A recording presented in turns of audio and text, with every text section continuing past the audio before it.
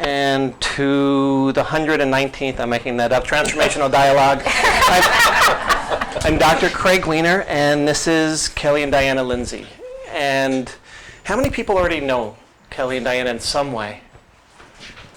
And a lot of people don't. What I heard from people that were registering for this event were everything from, oh my God, I love them, to I have something like they had going on in my life or in my family or a loved one, and I could really use some inspiration or insight. And so there's really a beautiful group that's here, and I just want to thank you all for coming. A galley copy, for those of you who haven't seen it yet. Something more than hope. Something more than everything.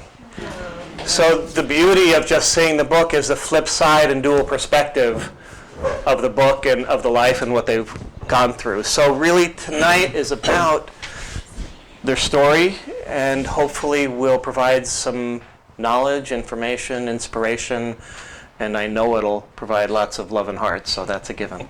So without any further ado, Diana and Kelly Lindsay.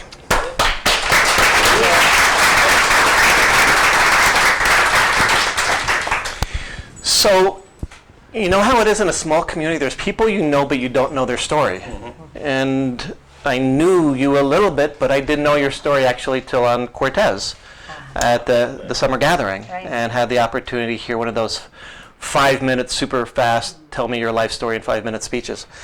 And it was incredibly moving. And so what I just like to start off with in asking is, how incredible is it to be held in a community, or what is it like to be held as you go through the journey you've gone through in community, before we get into the details of the story? It's everything. I wouldn't be here today. Oh dear, should I cry right off the bat?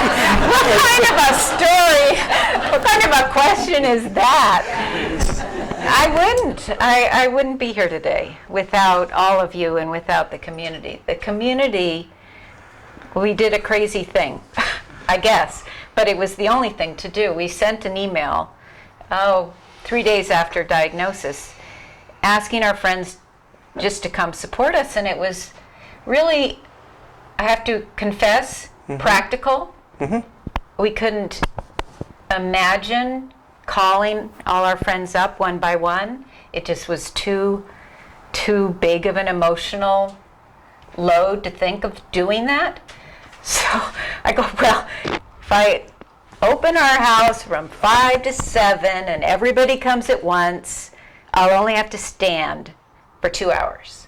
You know, I think I can do that. This is in the middle of the night that I come up with this plan. But in the morning, I called it the Great South Would Be Love-In. And that made all the difference, because people didn't want to come to a wake, but they were willing to come to a love-in. And 125 came and just surrounded us and hugged us and loved us. And at the end, which was 6 hours of dancing and singing and cavorting, I felt better.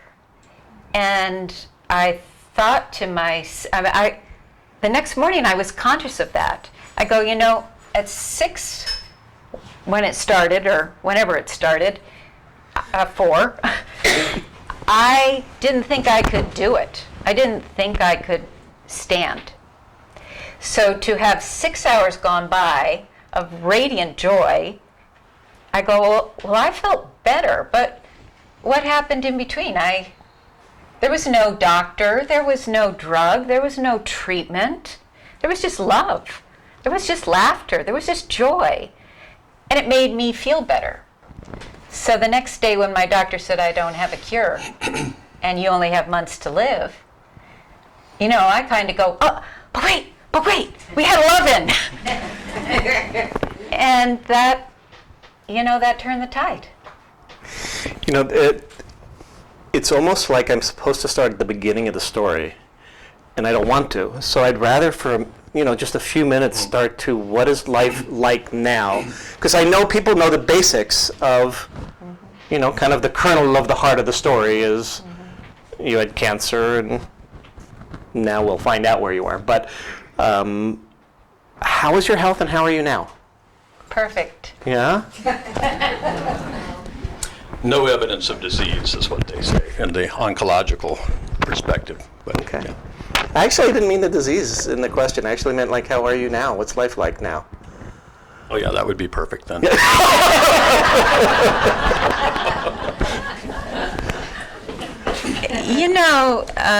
Life is transformed. Life is beautiful. Life is a wonderful community, being part of a community. Life is really creative. When the models of my youth, I didn't expect at 62 to be entering such a creative phase. I wasn't in my future outlook. And to feel like whatever creativity we have, there's so many we can share it with, and so many that we can work with together, and we're really excited. Okay. We'll share more of that later. I know we will. Okay. All right. I just didn't feel like starting right at the beginning, but I'll let you. So where would you like to start the story? And I'll let you dance between the two of you how you'd like to tell it. Yeah? Okay. Well, I April. want to say something about that love in first. I thought that was the worst freaking idea I'd ever heard. And I also want to say, she said people wouldn't come to a wake, but they'd come to a love-in. None of you who were there wanted to come to that love-in, right? I mean, once you were there, it was fine, but did you really want to come, Jean? I mean, it just sounded, yeah, super sad. She said nobody talk about the diagnosis, everybody just share the love. So, I mean, that really worked for her, but I mean, for me, for at least 3/4 that night, if not 7/8 or more, that was a really hard night, but it did set a path. And part of that is I'm a very reductionist thinker, so I didn't, I just thought there's only one way this is going to go. So it opened up this whole other way we could approach this that, that proved invaluable to us and fun, really. I mean, fun. That turned out well. But the idea of the love-in, in retrospect, great idea. At the time, it sucked. It was really not good. Is that statement going to be a theme through the evening? It might. It might. Yeah, it might. Okay, the beginning. April 2006. I don't know, but that's 8 years ago. And that's pretty cool. Yeah. Because I was diagnosed with stage 4 lung cancer. It was in both lungs, the lymph nodes in my brain, around my heart. And, that doesn't end well, usually. In fact, the doctor that I was in front of said a year at most, and 2 doctors after 3 months and 4 months. So that was the beginning. The advantage that I had right off the bat was, although I was coughing incessantly, I was fully participating in life. And so when the doctor looked at me, he said, I don't want to take away what health you have. Because he knew that chemo in my case wasn't really going to give me anything. So he said, let's not do that. There's this new pill. It's called a targeted therapy, which means it's targeted to just a receptor on the cell instead of all of your cells. And he said, we've seen some luck in Asian, not so good, women, good, non-smokers. And so let's try it. And I'm still on that drug, and that is why I have curly hair, curly eyelashes, and green eyes instead of brown. Now you were in a small percentage too, because you were a non-smoker, right? 20% of the people with lung cancer are non-smokers. Mm-hmm. So Okay. it's bigger than you think. And I don't know if it puts you at an advantage or disadvantage, but you dealt with some health issues before this I'd one. had colon cancer. Yeah. So this was my second round. That round, I had a dream which, thanks to the brilliance of Sari Gilman, who's a therapist on this island, she helped me interpret. And she said, "Get thyself to a doctor." And I got myself to Dr. 1, who said, nothing. I got myself to Dr. 2, who said, nothing. It took Dr. 3 to go, "Oh my God, you make sure you make that appointment to get that test." And I go, "Look, I'm the one that had a dream and trusted it. I'll get to the test." So that we caught that one so early. I just had surgery and I didn't have to have chemo radiation, and I've been clear of that since. Do you think that's, I don't want to say served you, I don't want to use that word, but how did that affect the second time around? Did it make it harder? Did it make it easier? Did it mean you kind of had a brush with that? What was that experience like? I think this would be a good one for us both to answer. Great. Please. But for me, it helped because I already knew things. I knew most of all that I'd survived. That cancer wasn't automatically and always a death sentence. I thought this one would be like that one. I thought, well, of course I would have caught it early. If I did then, no. But I learned tools then. The first was gather all your friends. First thing you do, gather your friends. At the time, I had 40. If I included my family and all my friends, I count them up, and I call them my spiritual army. And they made such a difference to me in a night of intense pain in the hospital. They sent out a phone tree, and I didn't know they did it, but I lay in the hospital that night, and my pain went away. And I had no way of understanding that. I could not conceive of that, understand it, but when they told me the next day, I knew. So that was huge.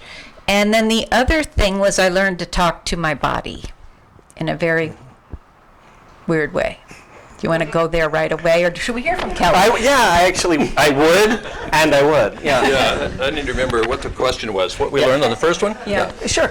That would be good. Well, I think for me, it was just the first one it was a stage 1A cancer, which you go in, you cut it out, it hasn't spread, you don't have chemo, you don't have radiation, and it's done.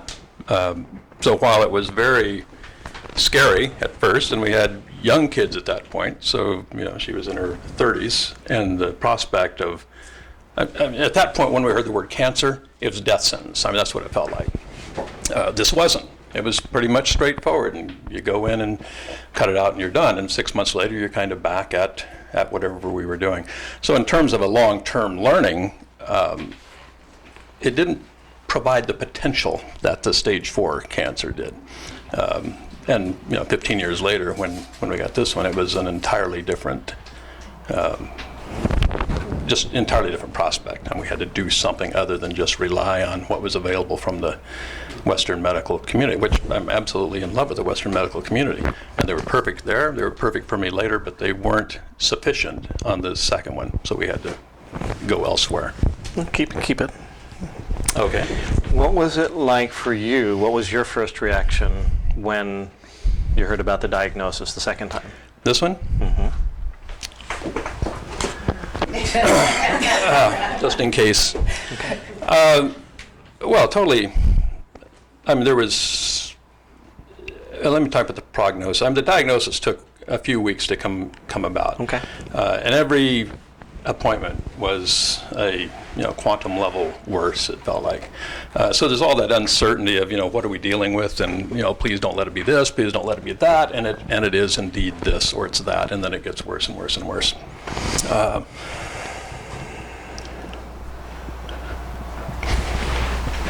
So I really hate to relive those moments. Okay.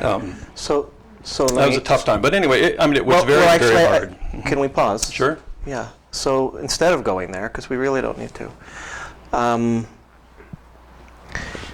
what was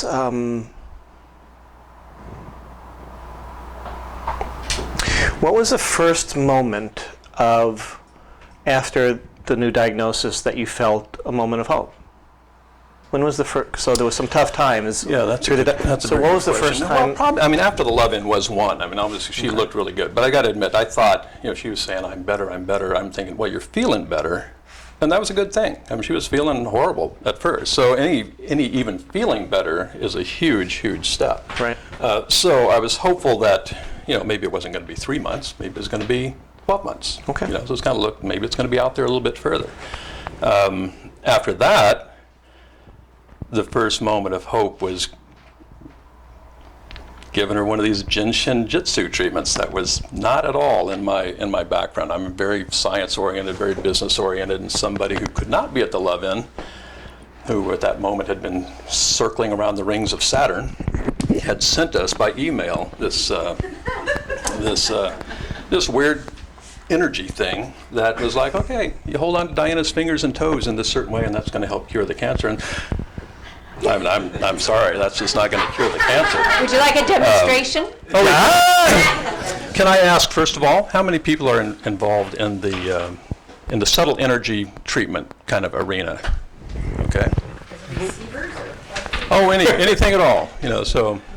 Yeah, so I'm all for it now. At the time, it was just too bizarre. If you can't measure it, if you can't repeat it, if you can't touch it, it's kind of worthless. It was worthless to me. So we started giving her these treatments more just as a kind of a game, and it was really. What was nice about it is we were, you could sit there. Yeah, here it is. I'm holding on to her big toe on this foot, and her little finger on this one. And just sitting there, and then after a while you wait for this pulse, and you do feel a pulse. I didn't even get that for 3 weeks, but you got that. And then you move, you move to this finger and that toe, and you end up with the thumb and the little toe. And then you kind of do this, and then you switch to the other one. So tell me how that's going to help, if you come from a background like I've got. So we did it, and everybody did. And the value I saw in it was everybody in the universe is coming up to the door saying, is there anything we can do to help? Is there anything we can do to help? And that gave us something to give them to help. Yeah, go over here and grab a hold of Diana's fingers and toes. And everybody did it. And what was fun, I saw the value in that. Here you could sit close to Diana and have this little tete-a-tete that would normally be awkward. Just be awkward. And here's a sanctioned intimacy that you could do. But then someone noticed that her coughing, that was constant up to that point, stopped anytime somebody was giving her one of those treatments. So that, I am a results-oriented guy, and that is a measurable thing. It happened. You could do it anytime. So whenever she was coughing, whoever was closest by, and some of you are part of that, would grab her fingers and toes and do it. So yeah, that was very hopeful, but I still wasn't going to credit it with a whole bunch. But you're saying the first little bit of hope, right? Yeah, so that was but that that was the first, actually fairly good size. Okay, I'm going to go back to the storyline. So, diagnosed, got worse, got prognoses that weren't nice. Now what? So I go, all right, you think I have less than a year to live. You think I just have months. What do you recommend? Well, the doctor, it's plan for the worst. Get your affairs in order. So I figure, well, we can do that quickly. Let's get on to it with things that are important to me. And I asked him, I was holding a beautiful 9-month-old baby granddaughter in my appointment, and I just turned to him, what are the odds I'll live to see her enter kindergarten? Now, he's just told me I only have months to live. She's 9 months old. You think I could have done the math, but... It had gone to her brain. So that just shows you the denial. You just can't really compute. And he said 1%, I took that home. But the next morning I go, well, then how do I get into the 1% club? What do I have to do to get into the 1% club? And, well, you don't know. If there was a way, they'd tell you. And so I go, well, I might have to do things that 99% wouldn't try. And fingers and toes was a good start in that. And I just started thinking, I'm going to have to learn to have a conversation with my body. My body is going to have to help guide me. And we're going to just go back to that measure of 11. All I have to do is feel better. So I would literally close my eyes, go left, go right. Pick this up, don't pick this up. Do this, do that. And I'd wait for this voice. Yep, let's do it.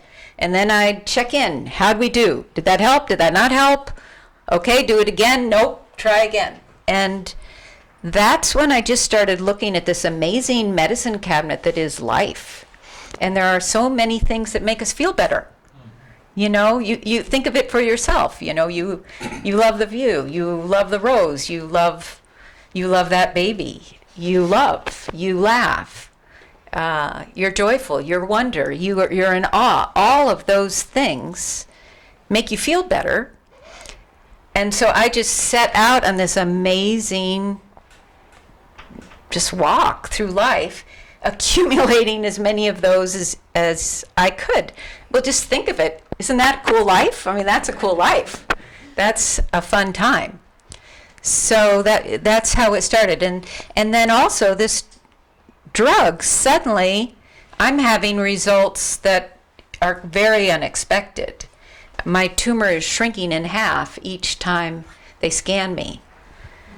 So that was a good beginning. He gave you the right one. It wasn't designed for that. I mean, they couldn't explain that, at least at the time. They said it might slow it down some, but it caught everybody off guard that it would actually start doing it. So it seemed pretty clear then that there was something more than just a drug. Who knows? It could be that it was just a drug. Even to you? At the time, yeah, even to me, right? I mean, that was actually one of the things. Is like, well, if it's not designed for that, something else is happening. And by that time, she was incorporating a lot of other things in there that were beyond my realm of experience. Like what? Well, eating the mushrooms. I mean, doing all the various things. I mean, everybody that came to Levin brought something to try. So, you have a Haida talisman talking stick. You have, an amulet from Sedona. You have a crystal from somewhere else. So there's all sorts of stuff that we didn't know what to do with most of it, and she tried a bunch of it. But, so it's kind of like, I think the other advantage is, I'm very cause effect, and I think over the course of this, the universe is just much more complicated than that, but it's also simpler than that, I think, because when we have a diagnosis and a prognosis that she has a short time to live, you don't waste a lot of time to see, is this going to feel better, or is this going to work later, or is this going to have even a negative effect later on? It's just, you do it right now. And if it feels good, keep on doing it, because you don't have that much time. At least that was my frame of reference still, is not that she's going to survive this ultimately, but it's just kind of push it out there a ways. And if it's working, keep going. If it doesn't, stop.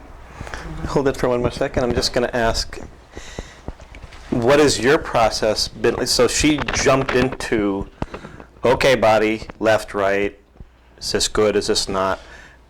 Did you follow thereafter a little bit at a time? What was that like? Not willingly. I mean, it was, it's not that it wasn't willingly, because it's not like I didn't want to believe that this is going to work for her. It didn't fit into how I saw it. I just thought, okay, that's what they said. That's what's going to happen. There's no reason to think otherwise.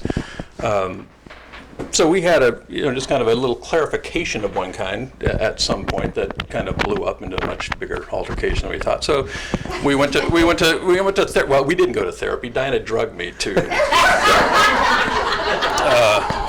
and luckily it was a good therapist. It was Sarah who had done so well with her before, and I thought she was going to kind of say, okay, well, you guys have got to make sure you're communicating clearly, and each of your points is valid, and blah blah blah. And it wasn't. It was my point wasn't valid whatsoever. and Diana's was. It's basically, she's the one. She's the one in trouble, and she has to hang on to any little shred of hope that she's got. And I didn't want to undermine that either, but it's pretty clear. And I think it's very valuable. I think it's this way for anybody we've worked with since then, is that it's going to be the patient's story. If they have a story that's working for them, that's how it's going to play out, regardless of what I want it to do. Even if she had an end in mind, that's what's going to happen. So Sarah basically said, you got to get on board with her story. And I, it was kind of like, well, in a nice self-centered way. Well, where does that leave me then? And she said, well, talk to somebody else, or get another therapist. Well, therapy is just not my gig, so I'm not going to do that. And all of our friends were kind of in Diana's spiritual army, so it felt like, okay, I'm kind of isolated out here, and so it was a hard time. I didn't want to cast any doubt on her version of events or her way. So it was a really tough time. I would not do that this time, and I would not recommend it for anybody, but I just felt isolated at that point for a while, until all of a sudden she started getting way, way better with her story, and the story looked pretty damn good. So let's run with it. So listening to your body and having an active dialogue with it. Mm-hmm. And before you ask the question, we have to credit the medical treatment that I was on, because this new advance in medicine was very, very new at the time, and it's called, I told you, the targeted therapy, and the one I was on was Tarceva. But what it's trying to do is understand what the mutation actually is in the cell, and I was fortunate because I didn't have a lot. So in some cases, a very heavy smoker can have 60,000 mutations, and I had one. So that made a big difference because this drug could target that mutation. The problem is that the body is so infinitely smart and adaptable and resilient that the body typically just does a workaround. And that's why these drugs don't last that long. Typically, that's why they said it would be a year if the drug worked. But during that time, it didn't take away from this other regime. I wasn't laid out flat with a really rigorous and difficult chemo. My immune system was not compromised. In my brain, the standard protocol at the time in the country was whole brain radiation. And happily at the UW, they were doing something called Gamma Knife that was very targeted radiation. So the medical profession for me did the least harm. That was their goal, and they really did. And that enabled me to be able to say, okay, now it's up to me. I've got to boost my immune system. They're working hard to reduce the tumor burden in as safe a way as they can. So that was our beginning. When we first met, it was at a Qigong class. Can you talk a little bit about, not just Qigong, but some of the things that you explored that you particularly found resonance with for you? Yeah. So at the beginning, I would say it was all the most ancient of protocols. Love, joy, laughter, wonder, community. That lasted 18 months. Interestingly, there was research that came out after that, right after that, about the healing powers of all of those things. And that's what actually gave me tremendous hope that what had happened to me could happen to someone else. That love sets in motion oxytocin, and laughter sets off dopamine, and both of those boost the immune system. And so just every month there were new studies that started to come that said, this isn't as far-fetched as it might have first seemed. But at 18 months, the cancer came back. And so then I had to go, okay, now what? It's come back a few times, and each time there's this moment where you accept it, you cry, you crash, you go to the tulip fields, you go look at the eagles, you go to the beach. But then I wake up the next morning pretty clear about what I got to do next. And so when my protocol wasn't enough, I had to start looking farther afield. And somebody had sent me an email I've done this, and I'm going through check. No, that was a really bad idea. Check, really bad idea. Check. Qigong. What is Qigong? So I ask Lynn, and Lynn goes, well, it's a Chinese energy medicine. And by the way, somebody's renting my house, and go take his class because he owes me rent.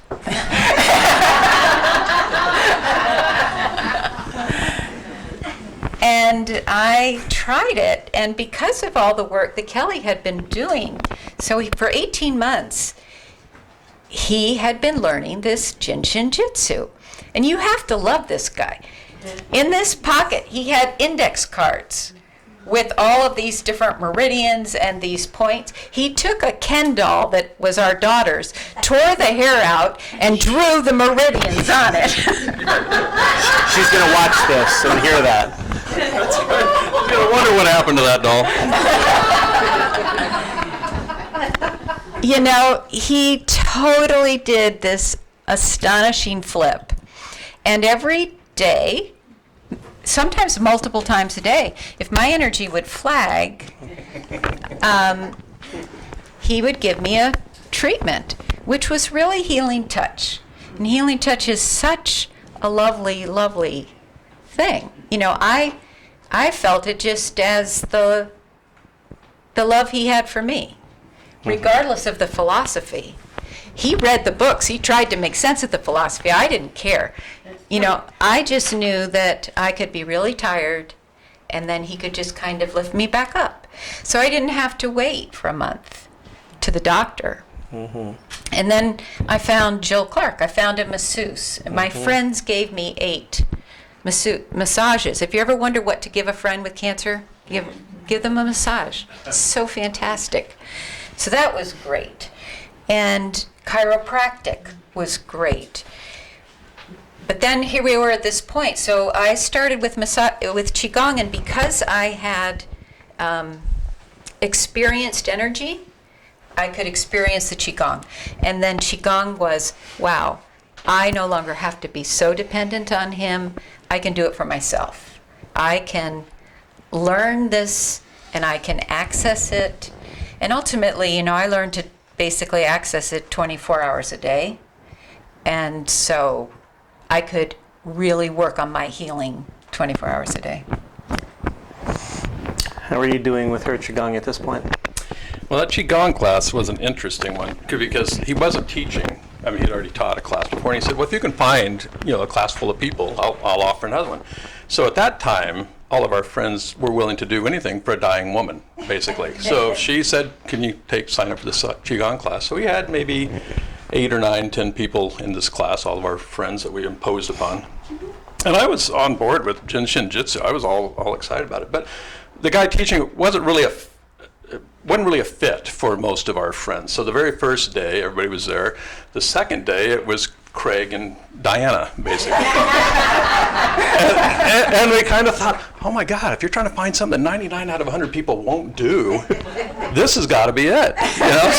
So that's where Diana just went crazy on the thing. And since then, I have taken Qigong and love it. But at the time, it was... What did you start then? Give me a clue. Oh, right. Yes, I am a Reiki master. I'll treat a light bulb if you want me to treat something. So I'm good with that. So. Okay, so moving along in the narrative, we're going through the medical treatment. We're going through energy work, body work. What's starting to happen in the story next? Well, I think the most important thing is the story that developed actually right from the beginning that is underlying all of this. Yes. Which is when you're in the 1% club, when you're in anything where Western medicine doesn't have good answers for you, there isn't a lot of evidence. Not only is there not something, but there's not evidence supporting that something. And in a lot of the traditions that come outside of Western medicine, there isn't evidence that is A, translated into English, and B, that is according to the evidence criteria that Western medicine sets up of randomized controlled trials, et cetera, that kind of evidence is very expensive to get. And so typically, drug companies are the ones that fund that kind of research unless NIH does. So we were basically, what's the phrase? Vicki can help me with it, upstream without a paddle. And so how was I going to know what to do? And so this intuition thing, I started to go, okay, well, it's me and my body. We have to come up with a language together. And I didn't really know what that might be, but it turned out that after reading a book called, Mind, Body, Medicine, and I go, okay, mind, body, just like really rookie. But I had this really strong image come to me. And the first question that I asked my body was, well, how are you?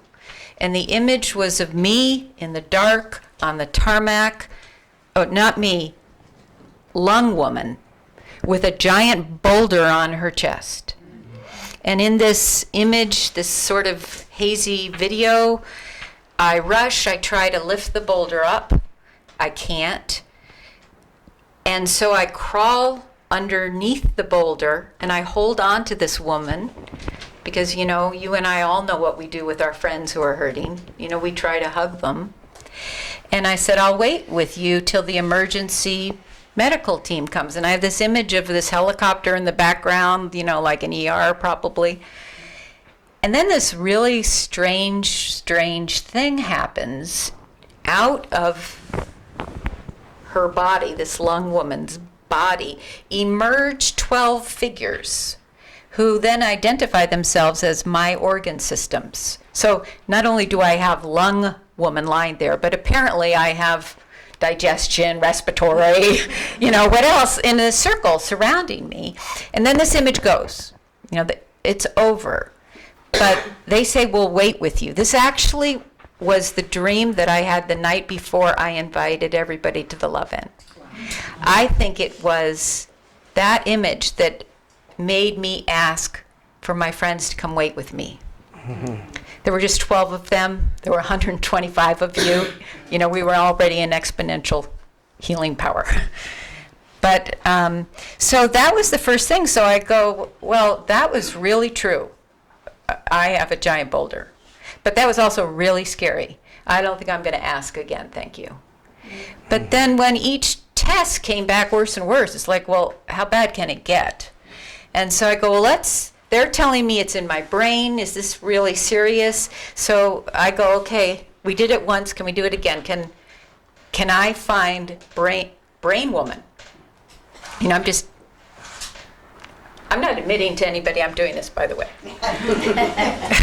And, I didn't see brain woman. I saw me. It's no longer this, it's me.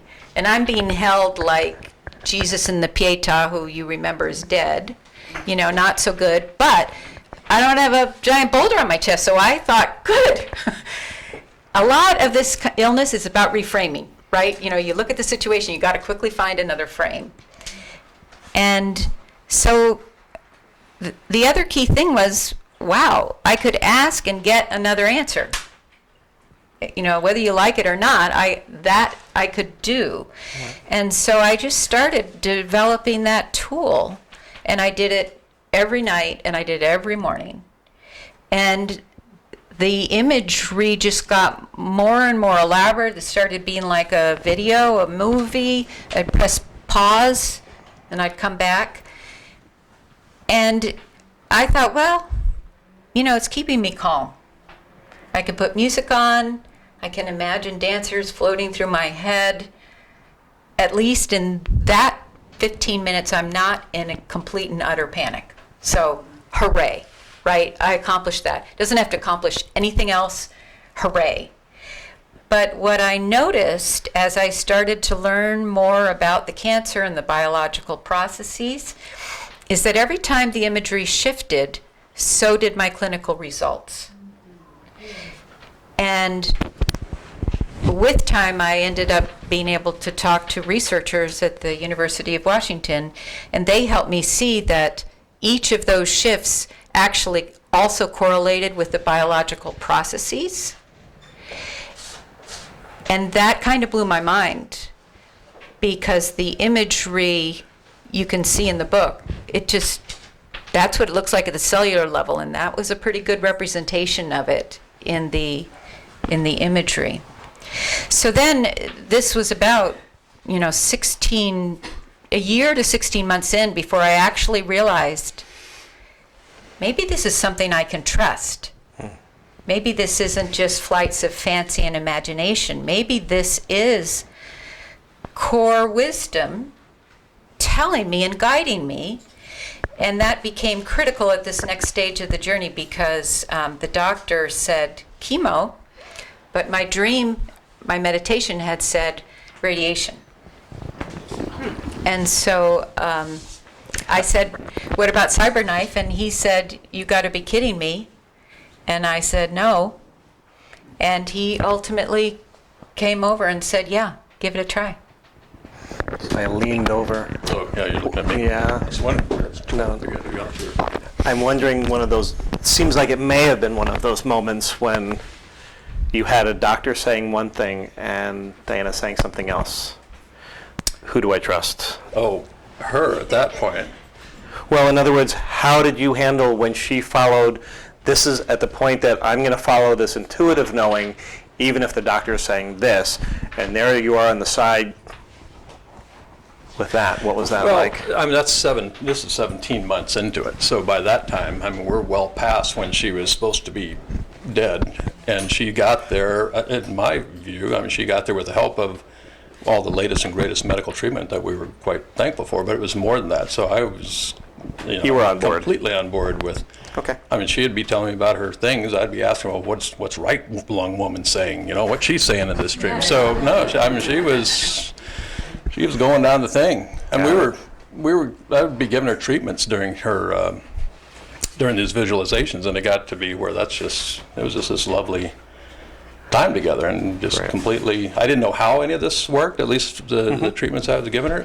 But I think I think at first I was trying to fit this in some mechanical model. How does this relate to everything I learned in biology in school? And so I spent a lot of time. That's kind of with those meridians. I was trying to figure out how does that relate to anything else in the body, and finally just gave up, thinking, okay, they're just two entirely different models of looking at the same thing. Not seeing that one's right and one's wrong, but there's just two different ways of doing it. So I kind of got over trying to reconcile that, just because the results are good. So in that sense, there's something that's working. Okay. Kind of proven, going down the road. So there's so much post, and there's only so much time tonight, so I want to kind of move us forward and kind of roll to, at what point did you hear you're clear? After surgery. Okay. So the first treatment was radiation. It came back again. That time my dream said do nothing. Let nature take care of it. We did Qigong and Reiki, and that gave us 9 months. The radiation, which cost a lot of money, gave us 9 months. And then I had a dream that said the doctor is going to walk in the room and say it's back and that we should do surgery. And the next day he walked into the room and said it's back and we should do surgery. And so, but let's look at everything. We looked at radiation, we looked at chemo again. I kept asking for the definitive dream. That took a long time to come up with. But finally it was just really clear I should do it.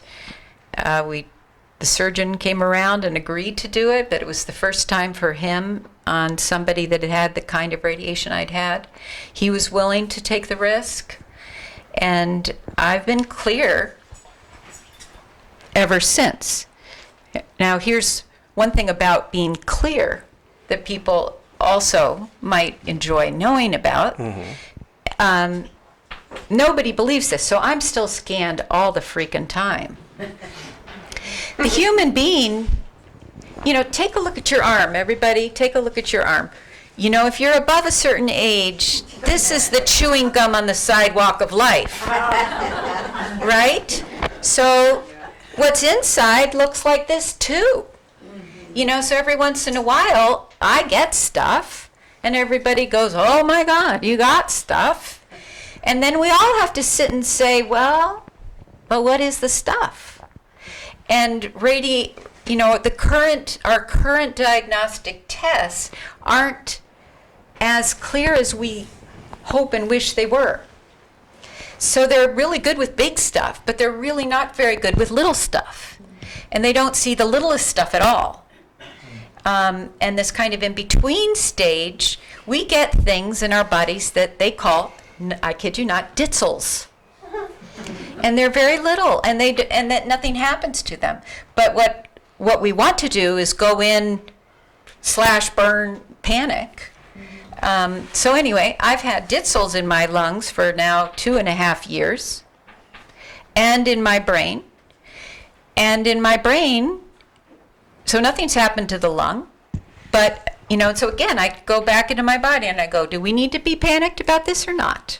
What do we think? I go, I don't think so. Doc, what about you? He goes, well, let's wait till it grows to this side. This will be the moment we'll change. And they don't grow, so he's good. And I go into the brain and they go, oh, must treat, must treat. I go, well, has it grown? No. Then why do we need to treat? Well, because you do.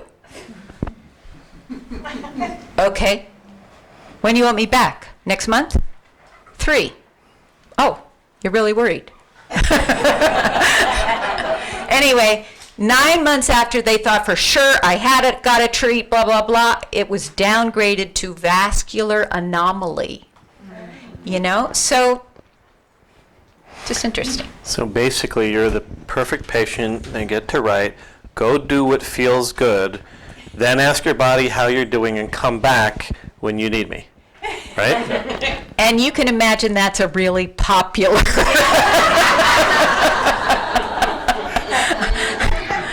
And I'm the first one to admit this is a shaky system. Right? Because we just... You mean your system? Well, this system, Yeah, which one? we all have this system of knowing. And Daniel Kahneman, who's a Nobel Prize winning economist and wrote a book, Thinking Fast, Thinking Slow, he calls it System 1 and System 2. Okay, well, that's good. It's like Thing 1 and Thing 2 and Dr. Seuss. And we do, all of our training goes towards System 2, the linear, the analytical. That's what we spend all our time in school doing. But System 1, that is like the top of the iceberg. Really, all of our thinking is underneath. The guy who wrote said, thinking that our analytical system is in charge is like thinking the stowaway on the transatlantic liner is in charge. We have this huge thing. So can we get better at it? We don't have to get great at it. If we just got a little bit better, we just get more power. So that's the story. And so I've been clear in my views for now 5 years. Am I up to that? What year is this? 2014? Yeah, 5 years. Okay. 4.5 years. So 5 years. pretty exciting. So Kelly, now what? All done? With Diana? With all of it, You've gone through the hardest start, now you can just go on a cruise line and travel and... Yeah, right. What are you doing with what you've been That's through? what we're doing? Oh, well, you mean as far as the healing center goes? Oh. Is this a little lead into that was a segue, but you didn't have to point it out that clearly. Yeah, well, I wasn't paying attention. I couldn't tell what you were going for. So we have a building in Langley that had housed our marketing communication business for 13 years there, that we are converting into a healing center called Healing Circles Langley. It's a collaboration with Commonweal. It's a pioneer in cancer retreat down in California that we're quite excited about. You want to share some how you see it? Go ahead. Sure. Oh, you're doing good. So all of the research points to the power of 11. That social support is very key. Research on breast cancer survivors shows that exercise and diet, those capstones, those cornerstones, 40 to 42% improvement in survival for people who do that. Social support, 70%. Studies on people who live the longest, research on what are known as blue zones, show that social support and meaning in life are what help people live to be over 100. So we have fantastic providers on this island. We have fantastic care on the island and in town. But we have fantastic social support, but we don't guarantee to have it for everybody. So we want to set up a center where we can know that there's social support able to be there so that no one has to go through a major disease alone. And for all the rest, so we're going to start with cancer because that's what we know, and so we're going to be offering support and education to those with cancer and those who love them. But for the rest of us, we also want to be able to offer a place where we can have public and private conversations on what brings us joy, what brings us meaning, what leads to a life that is purpose-driven and hopefully long. It's kind of focused on cancer and other chronic conditions, of which the rest of our life we kind of figure is a chronic condition, we hope. So that's kind of the thing. So. All right. So I'd like to, before we move to Q&A, just say thank you for sharing your story, for being here in front of everybody and sharing it, and in your book that is coming out sometime in the next couple of weeks. Sometime in the next couple of weeks, Josh yeah. every once in a while, and Okay. it should be there.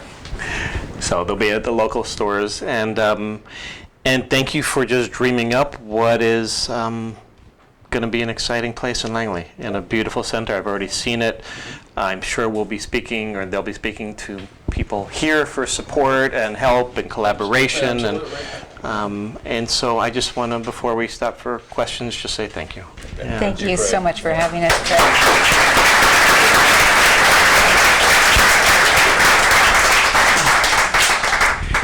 Okay.